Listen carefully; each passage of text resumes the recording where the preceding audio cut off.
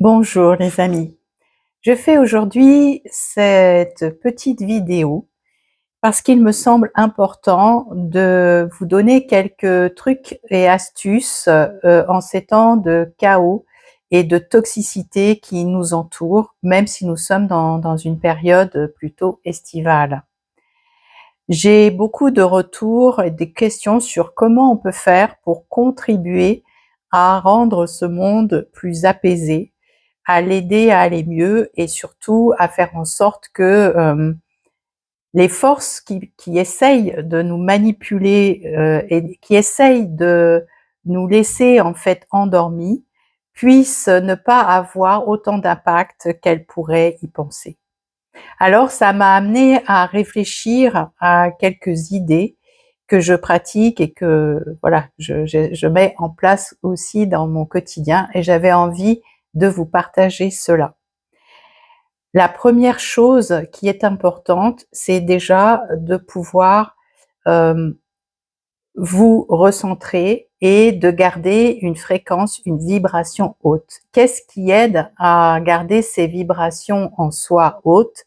Peu importe ce que vous mettez sous le terme de vibration, c'est tous ces états d'être qui nous permettent de maintenir en fait de la guérison en nous, de la paix en nous, de la joie en nous.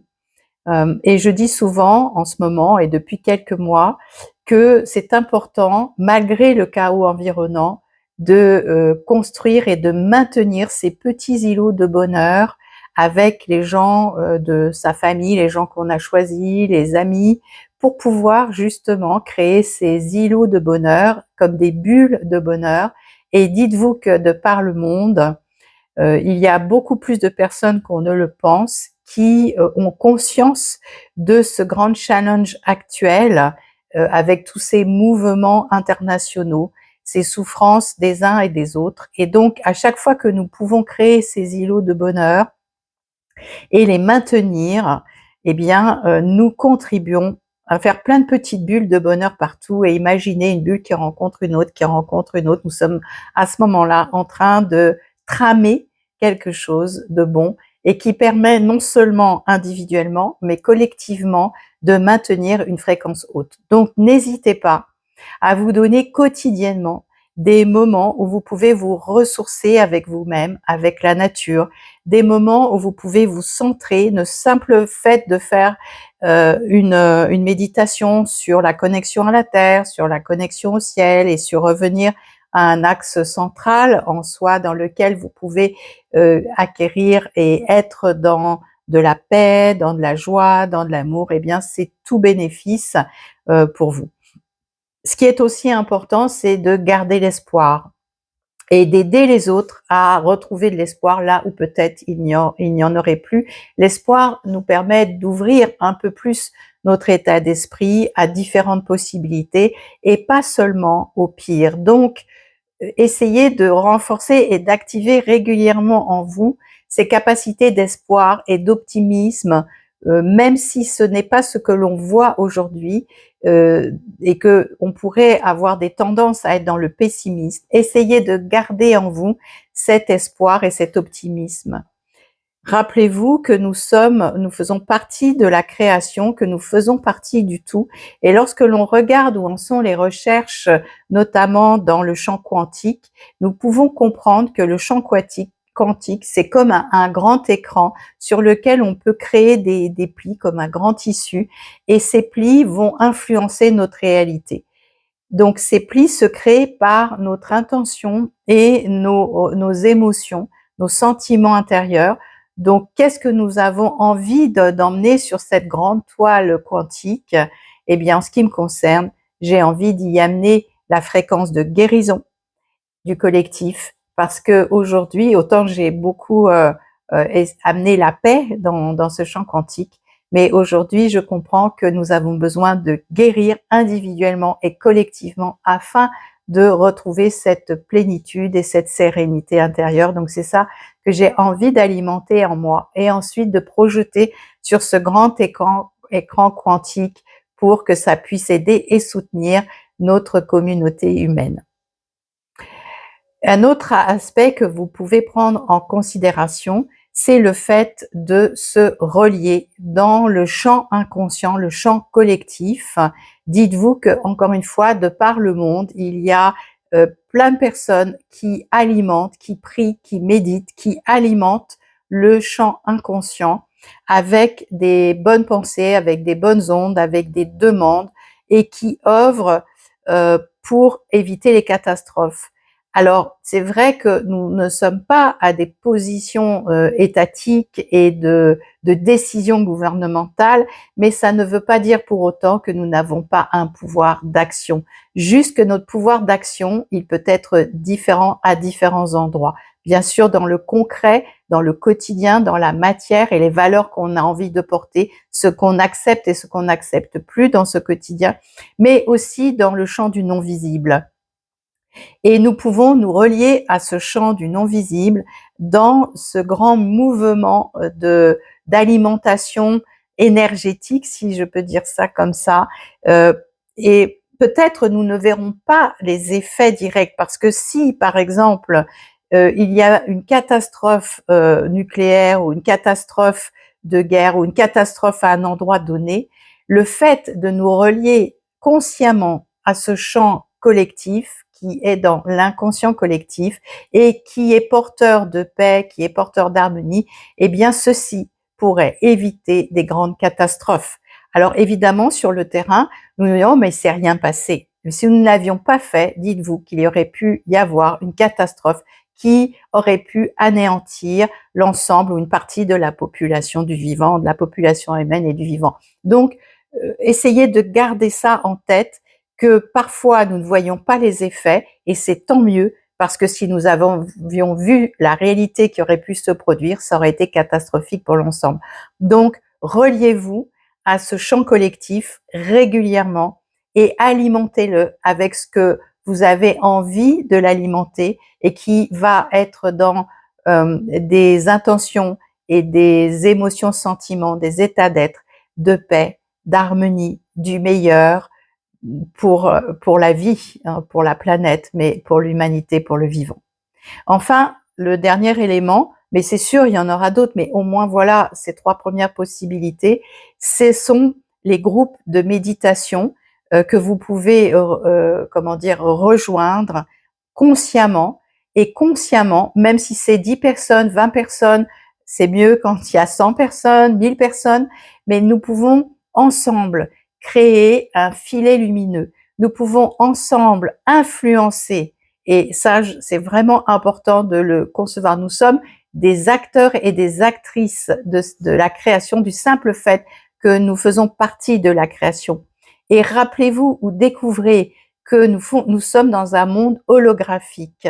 C'est ce que les chercheurs, beaucoup de chercheurs ont amené dans les recherches en mécanique ou en physique quantique. Nous sommes dans un monde holographique. Et vous savez que dans un monde holographique, chaque parcelle d'image qui est extraite de l'ensemble d'une image contient la totalité de l'image. Donc, ça veut dire que nous, parcelles d'expériences humaines créées à partir d'un ensemble qui contient toutes les informations, nous portons toutes ces informations en nous. Et parce que nous sommes une entité holographique de ce tout, eh bien, nous pouvons aller chercher ces informations et par effet retour, alimenter ce grand tout avec des vibrations hautes, c'est-à-dire des sentiments intérieurs de paix, d'amour inconditionnel, de joie, de tout ce qui peut porter le meilleur pour notre humanité, des valeurs de respect, des valeurs de responsabilité, des valeurs de liberté, ce qui implique la capacité de libre choix. Que choisissons-nous de vivre? Qu'avons-nous envie que notre planète et notre communauté humaine vivent dans le meilleur? Et à partir de là, en se reliant consciemment à chaque fois qu'il y a des groupes de méditation pour aller vers le meilleur, eh bien, n'hésitez pas à le faire. Pour info, moi j'ai 2 groupes, notamment sur Facebook. Mais si vous adhérez à la news de Podia, donc patriciapenot.podia.com, vous serez aussi informé des méditations collectives que je mets en fonction des informations que je reçois. Je pense qu'il va y en avoir une incessamment sous peu et je vous expliquerai pourquoi dans quelques instants. Donc, ces groupes sur Facebook, c'est un groupe autour de la paix, je mettrai les liens dessous, et j'ai créé un groupe que j'ai appelé Gaius Novus dans l'idée du nouvel humain.